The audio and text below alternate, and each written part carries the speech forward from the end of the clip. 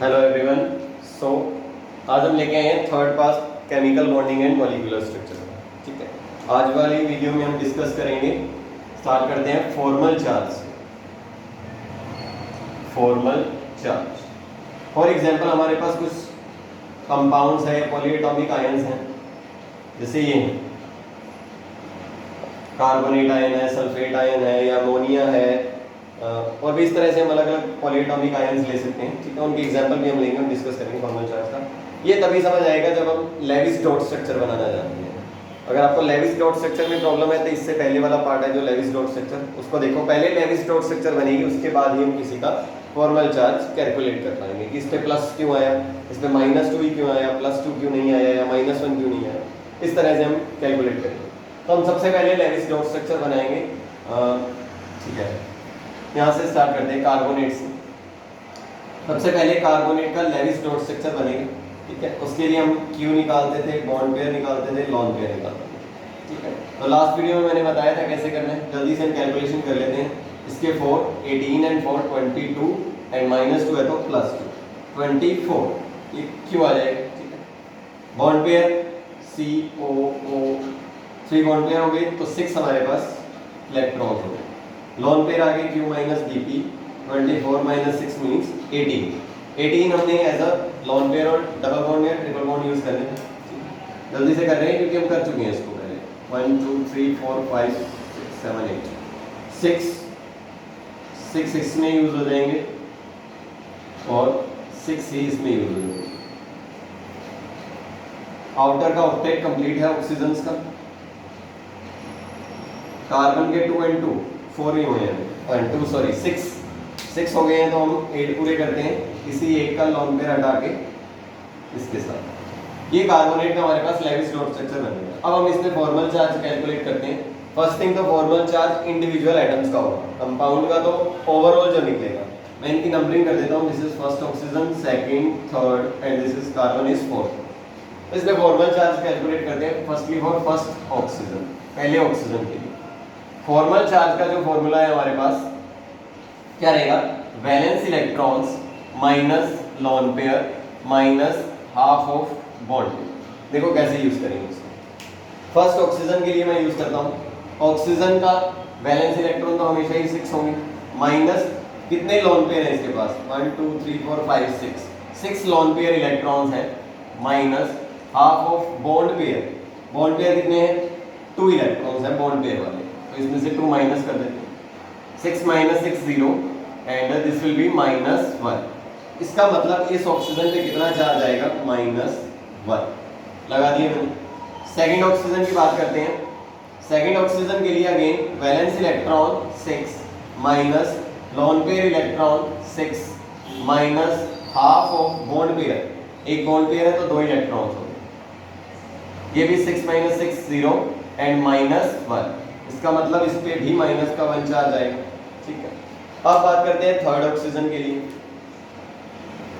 Third oxygen में देखो valence electron तो 6 ही है, माइनस इस बार लॉन पेयर इलेक्ट्रॉन्स 4 हैं, minus half of bond pair electrons 2 and 2 4, तो 2 2 4 कैंसिल हो गए। 6 - 4 2 2 - 2 0, तो इस पे कोई भी चार्ज नहीं है। ठीक है, लास्ट रह गया हमारे पास कार्बन। अब हम कार्बन पे कैलकुलेट करते हैं कि कितना चार्ज होगा। इसको मैं इरेज कर देता हूं। कार्बन का formal charge valence electron 4 minus lone pair तो इस पे दिख नहीं रहा है 0 minus half of bond pair electrons 2 4 6 8 bond pair electrons हैं इसके पास। 4 - 4 0, इसके मतलब इसके ऊपर भी कोई चार्ज नहीं है, इसके ऊपर भी कोई चार्ज नहीं। -1 एंड -1 -2 हो गया। इसीलिए कार्बोनेट के ऊपर हम क्या लिखते हैं, 2-।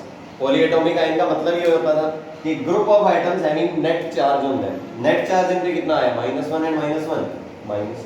इस तरह से हम किसी भी पॉलीएटॉमिक पे चार्ज निकालते हैं कितना है।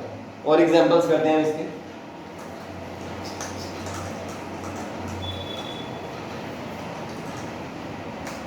नेक्स्ट एग्जांपल हम करते हैं प्लस वाला कर लेते हैं अब, अमोनिया का।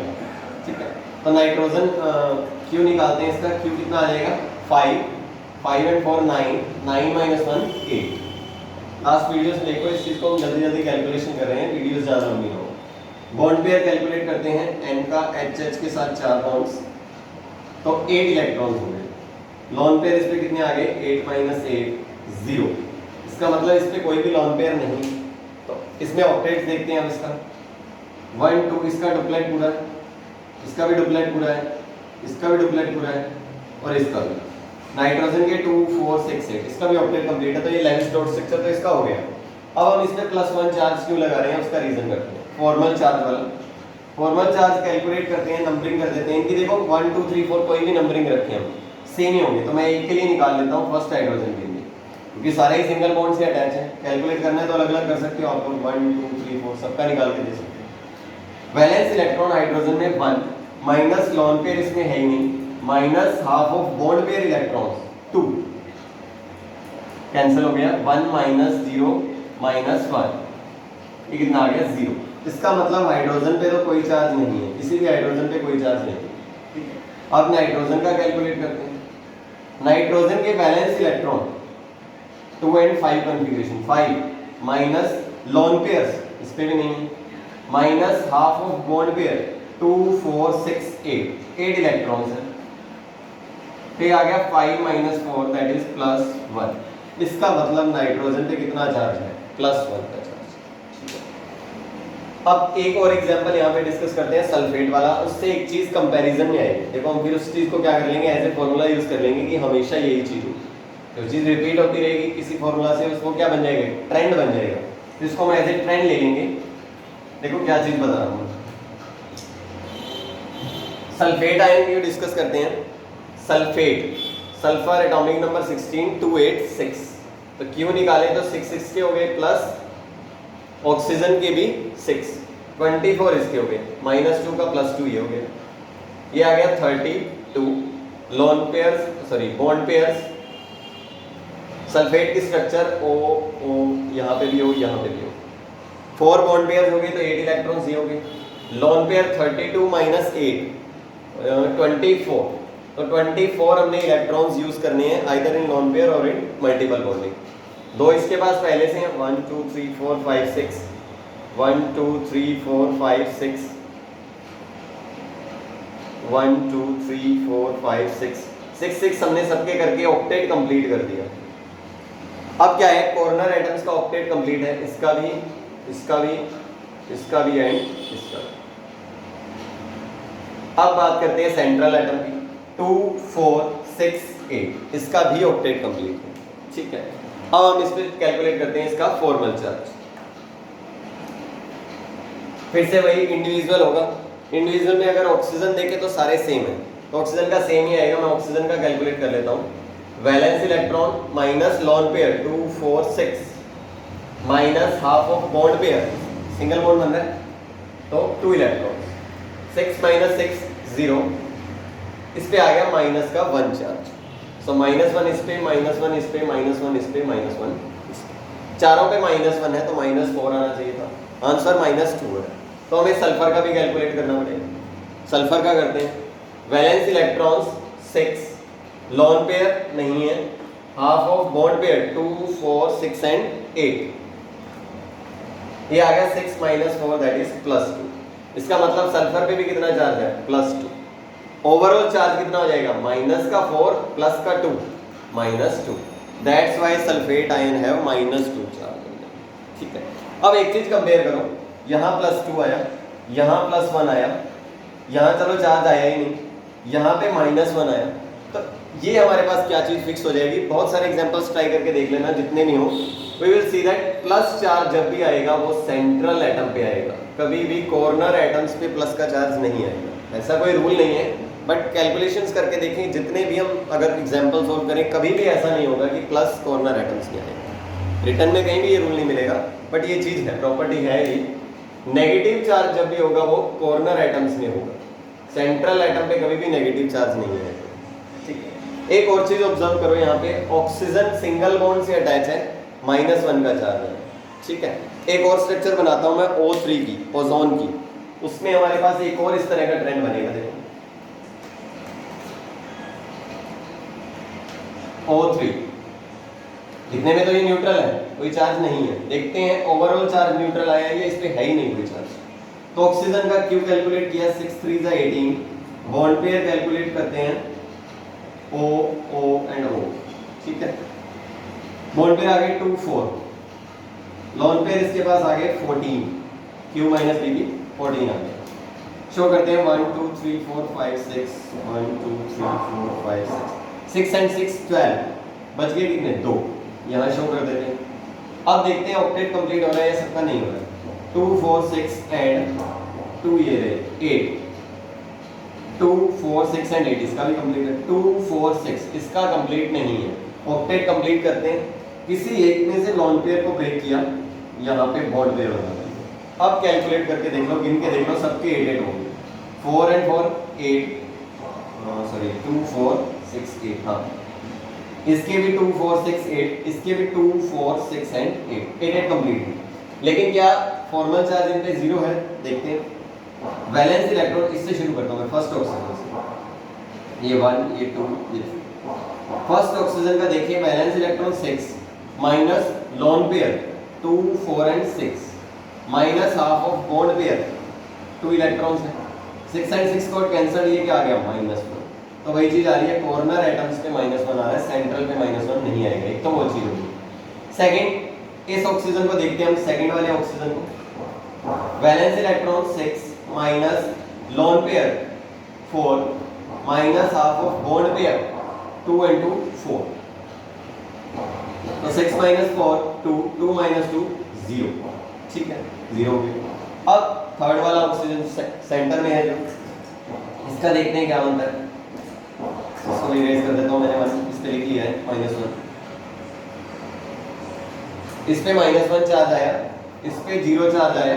थर्ड वाले ऑक्सीजन पे देखते हैं, valence electron 6 minus lone pair 2 minus half of bond pair 2 4 and 6, तो ये हमारे पास आ गया 6 माइनस 2 माइनस 3 प्लस का 1। सेंट्रल एटम पे प्लस का चार्ज आ सकता है, जरूरी नहीं है आएगा, लेकिन आ सकता है। आ गया इस पे भी प्लस। अब देखो +1 एंड -1, ओवरऑल क्या हो गया? न्यूट्रल। दैट्स व्हाई O3 पे हम चार्ज नहीं दिखाते, ओरिजिनली था बट ओवरऑल न्यूट्रल हो गया। इस चीज को करने का मतलब क्या था? एक तो ये देखना कि सेंट्रल एटम पे प्लस का चार्ज ही आएगा, अगर आएगा। कॉर्नर एटम्स पे अगर आएगा तो वो माइनस का ही होगा, ये भी चीज होगी। थर्ड थिंग मैं यहाँ पे बताना चाह रहा था ऑक्सीजन के लिए कि ऑक्सीजन कभी भी अगर डबल बॉन्ड से अटैच होगा तो उस पे कभी भी कोई चार्ज नहीं आएगा। अगर ऑक्सीजन डबल बॉन्ड से अटैच है जैसे यहाँ पे, तो उस पे कभी भी फॉर्मल चार्ज नहीं आएगा। ये कैलकुलेशन को फास्ट करने के लिए है, ये काम देगा आपको आफ्टर +2 एंट्रेंस एग्जाम्स में जब चीजें आएंगी। सेकेंड थिंग, जब भी ऑक्सीजन सिंगल बॉन्ड से अटैच होगा उस पे हमेशा -1 चार्ज है। यहाँ पे -1 चार्ज है। जब भी डबल बॉन्ड से अटैच होगा +1 चार्ज आएगा। जब भी डबल बॉन्ड से अटैच होगा कोई भी चार्ज नहीं आएगा। जब सिंगल बॉन्ड से अटैच होगा हमेशा -1 का चार्ज आएगा। और जब भी ऑक्सीजन के पास क्या होंगे? 3 बॉन्ड्स बनने होंगे, जैसे इस तरफ 2 बन गए, इस तरफ 1 बन गया, या अल्टरनेट हो सकता है, या एक ही तरफ हो सकते हैं तीनों। जब भी ऑक्सीजन के साथ 3 बॉन्ड पेयर्स बनेंगे हमेशा ऑक्सीजन पे पॉजिटिव का चार्ज आएगा। ये चीज फिक्स हो गई कि ऑक्सीजन अगर डबल बॉन्ड से अटैच है नो चार्ज, अगर ऑक्सीजन सिंगल बॉन्ड से अटैच है -1 चार्ज, और अगर ऑक्सीजन के पास 3 बॉन्ड पेयर बन रहे हैं तो हमेशा उस पर +1 का चार्ज है। फिर से वही बात, कोई रूल नहीं है, नहीं अगर ये चीज याद रह रही है तो फॉर्मल चार्ज कैलकुलेट करो, नो प्रॉब्लम है। बट ये चीज से कंफर्म हो जाएगा कि हमारा फॉर्मल चार्ज सही आ रहा है या नहीं। अगर सेंट्रल एटम पे माइनस आ रहा है then calculation is wrong, corner पे पॉजिटिव आ रहा है then also calculation is wrong. ठीक है, प्रैक्टिस से ये चीज धीरे धीरे हमें समझ आनी शुरू होगी। तो इस तरह से हमने क्या किया, लेविस डॉट स्ट्रक्चर का यूज करके फॉर्मल चार्ज कैलकुलेट किया। ठीक है, अब देखो एक और चीज हम बताते हैं इसमें।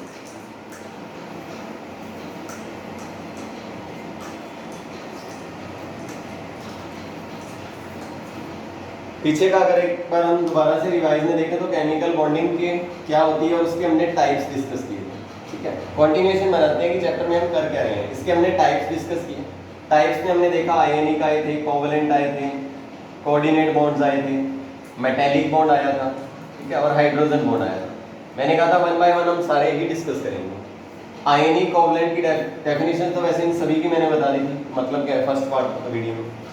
फिर हमने डिस्कस की आयनिक की लेविस डॉट स्ट्रक्चर, उसके बाद हमने डिस्कस की कोवलेंट की लेविस डॉट स्ट्रक्चर। आयनिक में तो कोई प्रॉब्लम नहीं आ रही थी क्योंकि आयनिक में किसी ने डोनेट किया, किसी ने गेन किया, नेट चार्ज 0 हो गया, खत्म हो गया। इसमें शेयरिंग में प्रॉब्लम आ रही थी, कुछ एटम्स क्या कर रहे थे, पॉली एटॉमिक आयंस के साथ कंबाइन कर रहे थे। तो हमने देखा कि किस तरह पॉली एटॉमिक आयंस बनते हैं, उन पे किस तरह के चार्ज आते हैं, जिसको हमने फॉर्मल चार्ज का भी टॉपिक बताया, ये चीज हमने बताया। ठीक है, अब देखो ये चल किस बेस पे रहे थे, लेविस के बेस पे चल रहे थे जो हमने डिस्कस किया, या हम कह सकते हैं according to octet rule discuss कर रहे थे। ठीक है, अब यहाँ पे क्या होगा, ऑक्टेट रूल की लिमिटेशन आ जाएगी, गलत प्रूव करेंगे ऑक्टेट रूल को। उसके बाद फिर न्यू थ्योरी जो है हमारी एनर्जी बेस्ड थ्योरी, जिसको हम हैबर साइकिल की हेल्प से डिस्कस करेंगे, वो चीज़ की बात करेंगे। देखते हैं इस वीडियो में हो पाता है नहीं। ऑक्टेट रूल की लिमिटेशंस की बात करते हैं, गलतियां क्या थी इसकी या डीमेरिट्स बोल देते हैं। तो देखो फर्स्ट थिंग जो लिमिटेशन थी वो तो इसने खुद ही बता दी थी। इसने कहा जब डॉट स्ट्रक्चर बना रहे हैं हम, उस टाइम क्या करें, सेंट्रल एटम जो हमारा है वो 8 या 8 से प्लस बॉन्ड्स बना सकता है या इलेक्ट्रॉन्स रख सकता है। तो इससे क्या हुआ, ऑक्टेट रूल यहीं पे गलत हो गया। एक तो ये कह रहा था कि ऑक्टेट कंप्लीट करना है, और दूसरी तरफ ये कह रहे हैं 8 से ज्यादा भी हो सकते हैं सेंट्रल एटम। तो प्रॉब्लम तो यहीं पे आ गई। सेकंड प्रॉब्लम आई हाइड्रोजन या हीलियम जैसे एटम्स के लिए, इनमें ऑक्टेट नहीं होता, इनका क्या है, डुप्लेट है। ठीक है, इनका ऑक्टेट कंप्लीट नहीं होगा, इनका तो क्या होगा, डुप्लेट ही कंप्लीट होगा फर्स्ट शेल। चलो ये भी होगी। थर्ड थिंग जो थी एक्सपेंडेड ऑक्टेट वाली, एक तरह से इसी का ही नाम एक्सपेंडेड ऑक्टेट है कि 8 से ज्यादा इलेक्ट्रॉन्स भी कुछ एटम्स लेने शुरू कर रहे थे, सेंट्रल एटम्स ले रहे थे 8 से ज्यादा इलेक्ट्रॉन, इसको हमने एक्सपेंडेड ऑक्टेट बोला। ये भी इसकी लिमिटेशन थी, क्या इसको सेम ही पॉइंट मान लो, एक्सपेंडेड ऑक्टेट इसकी लिमिटेशन। नेक्स्ट जो इसकी सबसे मेन लिमिटेशन रही वो रही, इसने कहा था कि कोई भी ऑक्टेट क्यों कंप्लीट करता है to become a noble gas, कि उसकी जो कॉन्फ़िगरेशन है वो नोबल गैस की हो जाए। जैसे हमने आयनिक में देखा कि Na ने एक इलेक्ट्रॉन लूज किया, इसके बाद नियरेस्ट नोबल गैस कॉन्फ़िगरेशन आई। क्लोरीन ने एक इलेक्ट्रॉन गेन किया, इसके पास भी नियरेस्ट नोबल गैस कॉन्फ़िगरेशन आई। इसका मतलब हर एटम बॉन्ड्स बना रहा है किस लिए, नोबल गैस कॉन्फ़िगरेशन के लिए। तो इसका मतलब जो भी हमारी नोबल गैसेस है, helium, neon, argon, krypton, xenon, radon, ये सारी किसी भी कंपाउंड के साथ रिएक्ट नहीं करेंगे। बट लेटर ऑन क्या हुआ, हमें बहुत से कंपाउंड मिले ज़ीनॉन के, HCO2F2 इस तरह से, HCOF4। ठीक है, क्रिप्टॉन के भी हमें कंपाउंड मिलने शुरू हो गए, क्रिप्टॉन भी कंपाउंड्स बना रहा था, रेडॉन भी कंपाउंड बना रहा था। तो ये चीज़ यहाँ पे ऑक्टेट रूल की लिमिटेशन आ गई कि अगर नोबल गैस स्टेबल है, ये कंपाउंड बनते ही नोबल गैस के लिए हैं, तो फिर ये रिएक्ट क्यों करें। तो यहाँ से ऑक्टेट रूल फेल हो गया। इसके बाद जो new theory I, that is the energy based theory, जिसकी जनरल इंट्रोडक्शन मैंने फर्स्ट पार्ट में भी दी थी कि केमिकल बॉन्ड्स क्यों बनते हैं, एनर्जी थ्योरी के बेस। ठीक है, तो हम उस चीज़ को नेक्स्ट पार्ट में डिस्कस करेंगे हैबर साइकिल के थ्रू, कि क्यों एनर्जीज कम हो रही हैं, बढ़ रही हैं, किसकी एनर्जी बढ़ेगी, किसकी कम होगी, कंपाउंड क्यों बनते हैं, उस चीज़ को हम नेक्स्ट पार्ट में डिस्कस करेंगे। इस पार्ट में हमने सिर्फ मेनली तो फॉर्मल चार्ज को डिस्कस किया and limitation of octet rule. इससे हमारे पास अब एक कंटिन्यूटी बन गई। अब इस कंटिन्यूटी के बेस पे नेक्स्ट थ्योरी आएगी जो इस चीज़ को प्रूव करेगी कि आयनिक, कोवलेंट या किसी भी तरह का कंपाउंड क्यों बन रहा है। ठीक है, फिर उसके बाद हम कंटिन्यू करेंगे next types of bonds, coordinate क्या है, मेटालिक क्या है, हाइड्रोजन बॉन्ड क्या है, अलग अलग थ्योरीज। Okay, thank you.